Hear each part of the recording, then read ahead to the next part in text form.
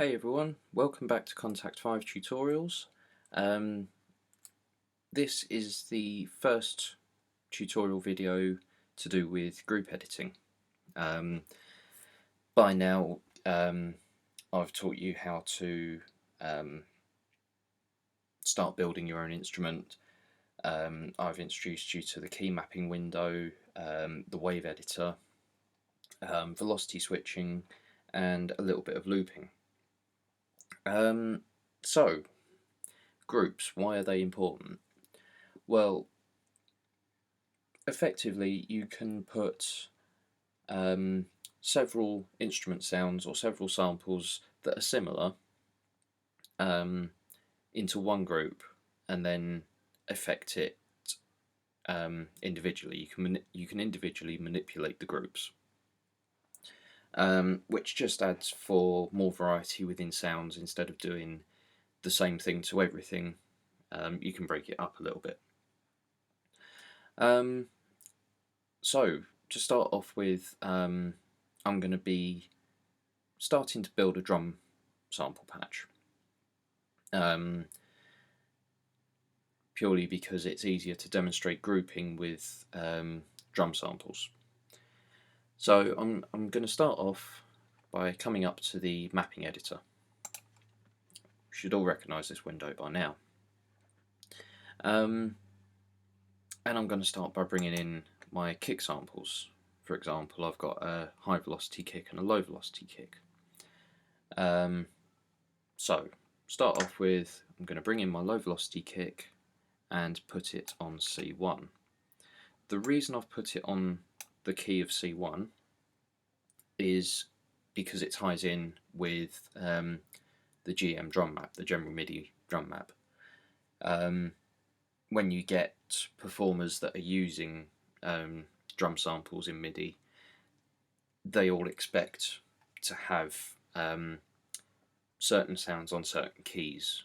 And the minute you start messing around with that, people would not enjoy playing the sample patch that you've created. A GM drum map can be found. Just go onto Google and type in GM drum map and you'll find an image of what goes where. So I've got my low velocity kick on C1. There we go. Now I want to change velocity to this high velocity kick sound, as it sounds a bit different. So I'm going to drag this down to around about 80, and I'm going to drag in the high velocity kick onto the same key, bring it back, and bring it up to the velocity switch. There we go. So if I play the key softly, there we go. You can hear a difference there. It's not the best sounding drum samples in the world, but it's enough to demonstrate a point. I'm going to turn off this keyboard tracking as I don't want my samples pitched. So that's the kick drum. In the wave editor, or sorry, in the mapping editor, everybody wins, everybody's happy. Now to start bringing in snare sounds, I'm going to come up to the group editor button up here and click on that.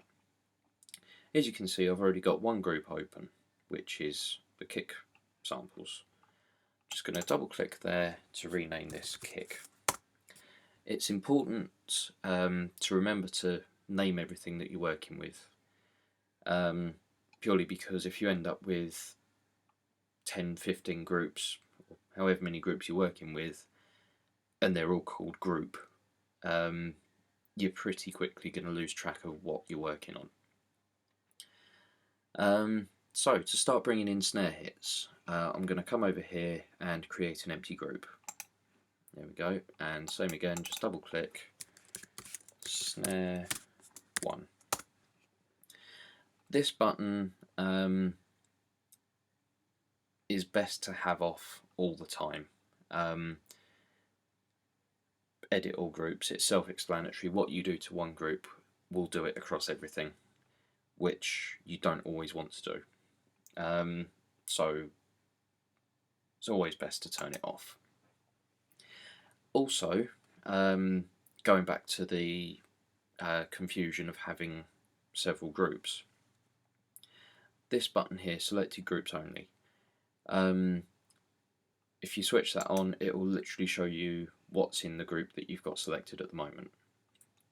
Nothing there at the moment because I haven't brought anything in. If I go back to selecting kick, there we go. So that's just, you know, basic housekeeping within software.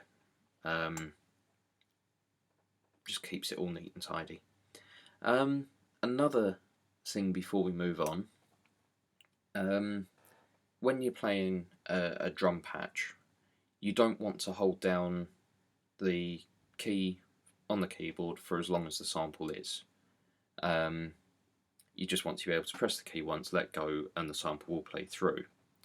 At the moment, it won't do that. I'll have to hold the key down. This can be changed if I scroll up. If I come into the wave editor here, we recognise this from looping before. Just select the first sample there. Again, like before, if we select the number 1 to highlight the sample, but instead of dragging anything or looping or anything like that, I'm going to come down to this drop box here which says until end. Then right down the bottom I've got one shot. Sound a bit like Eminem. You hit the key, let go of it, and it will play through the whole sample. As much of a pain as this is, it has to be done individually for each sample. It won't do it for, you can't highlight everything and do it all at the same time. It's a bit of a pain, but for learning, you know, it's repetition. Repetition's good, it gets it in your head. So with that sorted out, we've got the housekeeping sorted out, we've got the one shot all going, I'm going to come back to the snare group, or snare 1, and open up my snare hits here. Again, just like the kick drum, I've got high velocity and low velocity. So for now I'm just going to bring in 2. There we go. So we'll bring in the low velocity one, and again, following the GM map, the snare goes on D1. Same velocity split, 80, and bring in the high velocity one, bring it back to the key, and bring that up to 81. There we go. I've put them on the wrong key. There we go, just drag them up, put it on D1. There we go. There we go. So we've got the velocity hit in there.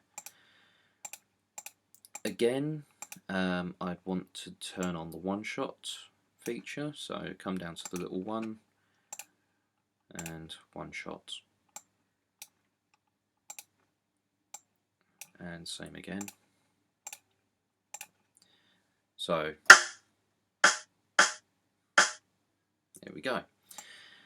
Now to bring in another snare sound, I'm going to create another empty group and double click that and rename it snare 2.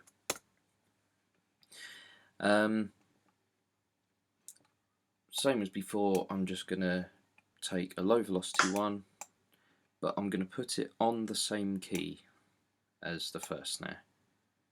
So it goes on D1. Bring it down to 80, and the high velocity one, same again, put it on the key, trim it all back, and 81, there we go. I'm going to change all these new samples to one shot. There we go. So we've got some snare hits in there. Now I'm going to start bringing in some hi-hat samples. So once again, create empty group, hi-hat closed, and there's my hi-hat samples here. So same again, low velocity is on F#1, sorry, closed hi-hat is on F#1, and bring the high velocity one over to the same key, and there we go. So that's my open hi-hat. I need to change these samples to one shot again.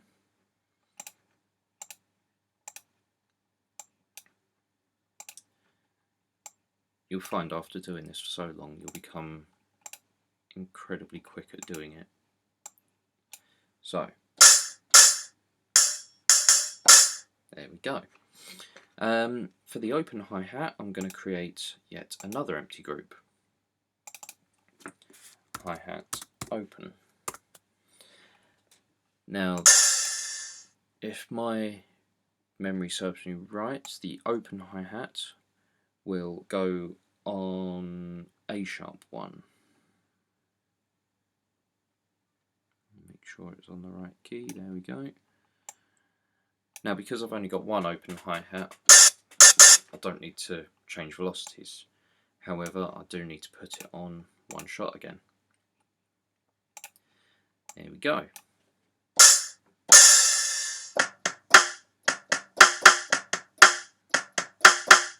There we go. We've got a nice little drum patch going on there for now. So now that we've started getting our samples in, I'm going to leave it there for now. In the next tutorial video, I'm going to sort out this problem of having two snare sounds playing at the same time, which is kind of creating some flamming. Yeah, and start bringing in some more samples. So, hope this has helped. Take it easy for now, and I'll catch you soon.